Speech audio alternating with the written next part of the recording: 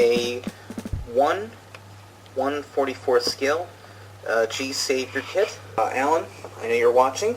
This is for you. Gunplanut, thank you for sending me the kit, and I accept your challenge. To my understanding, there are no restrictions on building these kits. The punishment game is the loser will have to watch and review the movie G Saviour on their YouTube channel. May the best hobbyist win. What we know so far is G Saviour is a movie at the very end of the Universal century, and there is no excuse for Bandai ever making this abomination. Even worse, this was produced in America. Gunplanut, as this is a product of your country, I will be getting you to watch it. Luckily, the model kit itself is pretty decent and quite an actual enjoyable build. I do recommend this kit as a purchase for snappers. I do enjoy some of the gimmicks and detail on this kit. I'll also quickly highlight that the G Saviour video game is also quite decent and something interesting to look out for. Few panel lines that are very obnoxious, including seam lines. Each peg has been pinned with a metal rod for strength. A lot of these old high grades are very weak around here, particularly in leg joints, polycap joints, and especially the crutch piece, this one. These pieces always snapped, and I noticed there's little hollow crevices that's going to break. Our good friend Gunplanut decided that they're quite strong on their own, so it's going to be quite unfortunate for his painting season if they do snap. So this is one competition you'll not want to lose. The detail and proportions are very, very nice. I am fairly happy with it. It's pretty damn good for an old high grade, particularly the high grades out of Wing and Seed are absolute shit. This guy is a lot more impressive than what I predicted.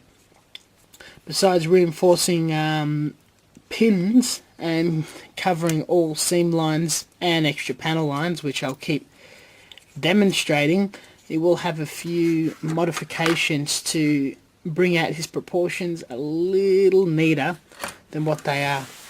I plan on the Dremel to flatten these knee shins a bit. This V-fin's very, very fat and clunky, so it's going to need a bit of a sharpen up on the old Dremel.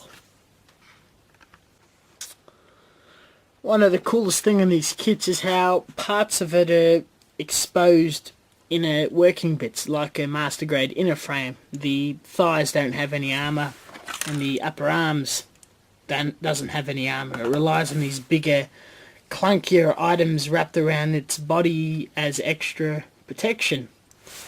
Now, I am wiping out quite a bit of detail with these panel lines, though most of the detail will be reintroduced back in painting. My biggest weapon against the war on Gunplanut: American intelligence on Gundam.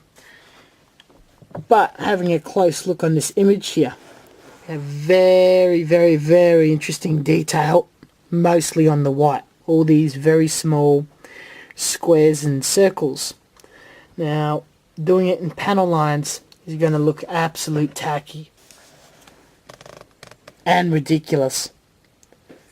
So there may be a way to replicate this in paint. I'm going to keep that under wraps for the meantime. But that's going to be my biggest secret, and my biggest weapon is recapturing all this detail in paint. Thank you for watching, and until next time, I'll continue with this work in progress series.